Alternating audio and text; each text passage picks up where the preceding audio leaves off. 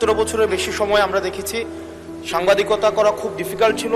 সেই সময়েও ঠিক সেই সময়টিতেও অনেক পেশাদার সাংবাদিক তারা পেশাদারি দায়িত্ব পালন করে গিয়েছে।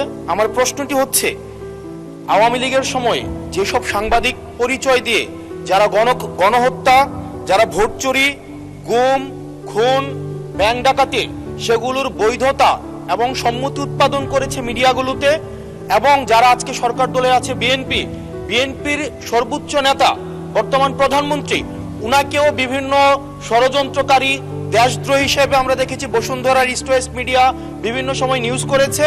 এবং আজকে যারা বিএনপি এবং জামাত আছে আমাদের এই সংসদে, তাদেরকেও বিভিন্ন সময় তাদেরকে হত্যা করার সম্মতি উৎপাদন করেছে কিছু মিডিয়া এবং কিছু নামদারি সাংবাদিক।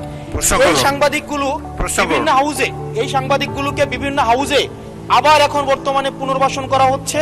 এই জুলাইয়ের পরে এখন টিভি থেকে জুলাইয়ের পক্ষের যারা সাংবাদিক ছিল তাদেরকে বের করে দেওয়া হয়েছে, সময় টিভিকে দখল করা হয়েছে। ইস্ট ওয়েস্ট মিডিয়া অর্থাৎ বসুন্ধরা গ্রুপের যে মিডিয়াগুলো রয়েছে তারা প্রতিনিয়ত আওয়ামী লীগের পক্ষে সম্মতি উৎপাদন করে যাচ্ছে।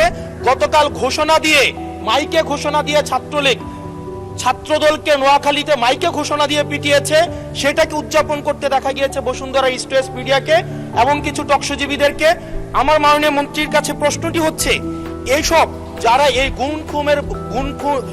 গুম খুনের বৈধতা উৎপাদন করেছে, ভোট চুরির বৈধতা উৎপাদন করেছে, গণতন্ত্রের পক্ষে যারা ছিল তাদেরকে হত্যাযোগ্য করে তোলা হয়েছে, এইসব সাংবাদিক, নামধারী সাংবাদিক এবং এই মিডিয়াদের বিপক্ষে বা কি ধরনের আইনি ব্যবস্থা নেওয়া হবে, আইনি ব্যবস্থা আদৌ নেওয়া হয়েছে কিনা, কেন তাদেরকে আবার পুনর্বাসন করা হচ্ছে, সেটির আইনগত কি ব্যাখ্যাটি কি, সেটি এই সংসদের সামনে উপস্থাপন করার জন্য অনুরোধ জানাচ্ছি। ধন্যবাদ।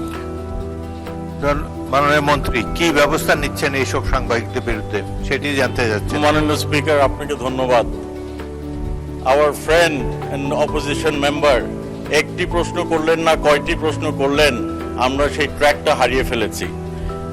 আমরা একটি কথা বলতে চাই, গণমাধ্যমের স্বাধীনতা রয়েছে, তবে দেশের প্রচলিত আইন অনুযায়ী সকল যারা এই গণতন্ত্র সমুন্নত রাখার বিপক্ষে কাজ করবে, গণতন্ত্র ধূলিসাৎ করার কাজ করবে, কোনো সন্ত্রাসের কাজ করবে, সে যেই হোক, সে আইনের ঊর্ধ্বে না, তার বিরুদ্ধে প্রচলিত আইনি ব্যবস্থা নেওয়া হবে। সেটি যেই সাংবাদিক হোক, আর আমাদের পলিটিশিয়ান, বিজনেসম্যান, চাকরিজীবী আইনের ঊর্ধ্বে তো কেউই না।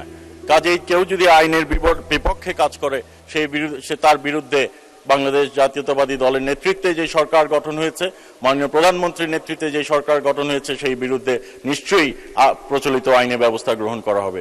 ধন্যবাদ মাননীয় স্পিকার।